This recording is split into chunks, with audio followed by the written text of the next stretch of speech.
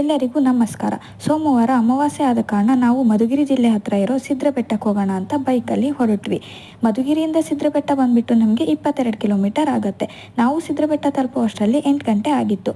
ಅಲ್ಲಿಂದ ಬೆಟ್ಟವನ್ನು ಹತ್ತೋದಕ್ಕೆ ಸ್ಟಾರ್ಟ್ ಮಾಡಿದ್ವಿ.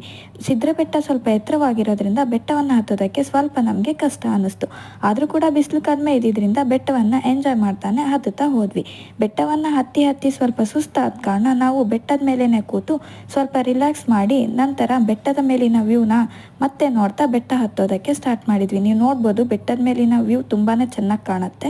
ಬೆಟ್ಟವನ್ನು ಹತ್ತಿದ ಮೇಲೆ ನಿಮಗೆ ಪೂಜೆಗೆ ಬೇಕಾದಂತಹ ಸಾಮಾನೆಲ್ಲ ಬೆಟ್ಟದ ಮೇಲೇ ಸಿಗುತ್ತೆ. ನಾವು ಕೂಡ ಪೂಜೆ ಸಾಮಾನೆಲ್ಲ ತೆಗೆದುಕೊಂಡು ಗುಹೆ ಒಳಗೆ ಹೊರಟ್ವಿ. ಗುಹೆ ಒಳಗಡೆ ತಲುಪಿದ ಮೇಲೆ ನಿಮಗೆ ಅಲ್ಲಿ ಬಾವಿ ನೀರಿನ ಸ್ನಾನ ಅಂತ ಹೇಳ್ಬಿಟ್ಟು ಬಾವಿ ನೀರನ್ನು ಮೈ ಮೇಲೆ ಹಾಕ್ತಾರೆ. ನಾವು ಕೂಡ ನೀರನ್ನು ಹಾಕಿಸ್ಕೊಂಡು ಗುಹೆ ಒಳಗಡೆ ಇರ್ತಕ್ಕಂತಹ ಶಿವಲಿಂಗದ ದರ್ಶನವನ್ನು ಪಡೆದು ಅಲ್ಲಿನ ಪ್ರಸಾದವನ್ನು ಸ್ವೀಕರಿಸಿ ಬಂದೆವು.